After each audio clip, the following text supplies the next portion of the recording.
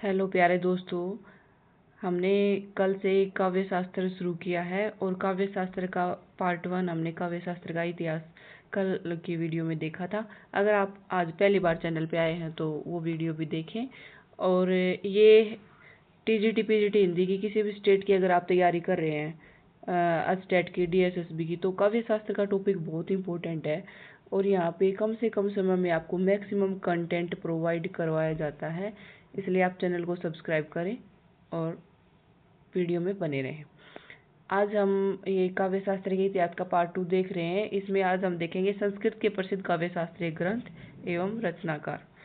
तो चलो जी देखते हैं। ये है भरत मुनि। भरत मुनि दूसरी या तीसरी शताब्दी के, इन्होंने नाट्य शास्त्र लिखा था। हमेशा मैचिंग में मिलेंगे ही मिलेंगे किसने कौन सा लिखा था।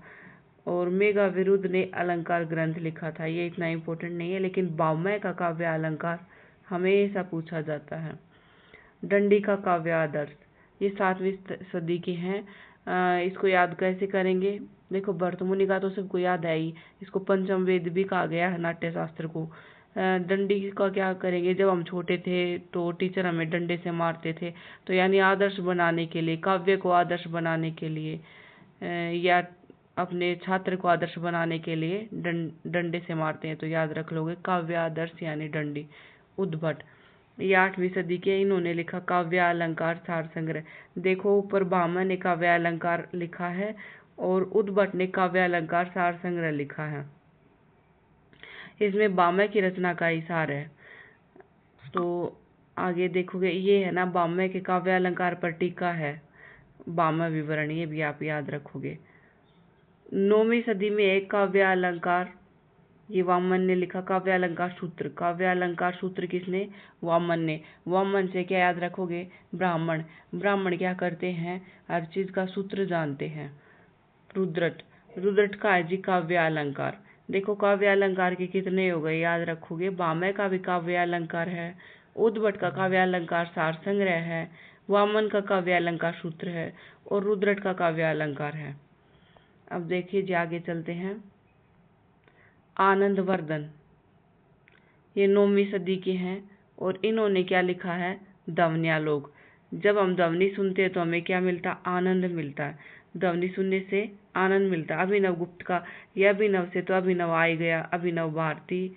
और देखो ध्वन्यालोक अगर अकेला है तो आनंदवर्धन का है, और ध्वन्यालोक लोचन आ जाए तो अभिनव गुप्त का है। काव्य कौतुक विवरण भी इन्हीं का है। राजशेखर, राजशेखर की है जी काव्य मीमांसा, यानी राजाओं के काव्य की लोग मीमांसा करते हैं, ऐसे करके आप याद कर लोगे। और अलंकार ग्रंथ 18 भागों में अथवा अधिकरणों में है। इसमें धनंजय का है जी 10 रूपक। इसको कैसे याद करोगे? 10 रुपये मिलने से कोई धनंजय नहीं बनता, यानी कि 10 रुपये का कोई बड़ा धन नहीं है। या फिर आप ऐसे याद कर लो, 10 रुपये हो जाए तो लोग अपने आप को धनी समझते हैं, तो धनंजय का 10 रूपक है। भटनायक, अभिनव भारती। भटनायक का क्या होगा? अभिनव भारती। और हृदय दर्पण, देखो एक तो ये हृदय दर्पण है, एक साहित्य दर्पण है, ये बहुत इंपॉर्टेंट है। तो अगर आपसे हृदय दर्पण पूछा जाता है तो ये भटनायक का है, और अगर साहित्य दर्पण पूछा जाएगा तो विश्वनाथ का है। कुंतक, कुंतक का बहुत बार मैचिंग में मिलेगा आपको, ये वक्रोक्ति जीवितम का है। कुंतक का वक्रोक्ति, वक्रोक्ति संप्रदाय भी चलाया था इन्होंने। महिम भट्ट का व्यक्ति विवेक है। क्षेमेंद्र का औचित्य विचार चर्चा। और भोजराज का है जी सरस्वती कंठाभरण, यानी राजा कौन होते हैं? जिसके कंठ में सरस्वती होती है। और क्या है इनका? और है जी इनका श्रृंगार प्रकाश। जो श्रृंगार प्रकाश है ना इनका, ये श्रृंगार प्रकाश को अलंकार शास्त्र का विश्वकोश कहा जाता है। तो याद रखना किस अलंकार को ये इसका अलंकार शास्त्र का विश्वकोश कहा जाता है? तो श्रृंगार प्रकाश को। मम्मट का है काव्य प्रकाश अग्निपुराण। मम्मट का क्या? काव्य प्रकाश अग्निपुराण। रूय का अलंकार श्रवसव। हेमचंद्र का काव्यानुशासन। देखो हेमचंद्र ने व्याकरण भी लिखी थी, आपको पता होगा। इनको प्राकृत का पाणिनि भी कहा जाता है। तो काव्य को अनुशासन में बांधा है, ऐसे याद रख लोगे आप। और अनुशासन कैसे आता है काव्य का? जब व्याकरण अच्छा हो। तो कैसे इसको रिलेट कर लेंगे हम हेमचंद्र का काव्यानुशासन। ये बागभट्ट का, ये इसमें बागभट्ट पहले ही दे दिया, बागभट्ट अलंकार। जयदेव का चंद्रालोक, यानी देवताओं की चंद्रलोक में भी जय होती है, ऐसे करके याद कर लोगे। जयदेव का चंद्रालोक। कविराज विश्वनाथ का साहित्य दर्पण, ये आ गया ना, हमने ऊपर दर्पण पढ़ा था, और साहित्य दर्पण तो बार बार पूछा जाता है। तो विश्वनाथ का जी साहित्य दर्पण, यानी विश्व का साहित्य दर्पण होता है, ऐसे करके याद कर लोगे। साहित्य विश्व का दर्पण होता है। रूप गोस्वामी का है भगत साम्राट है सिंधु और उज्ज्वल नाटक।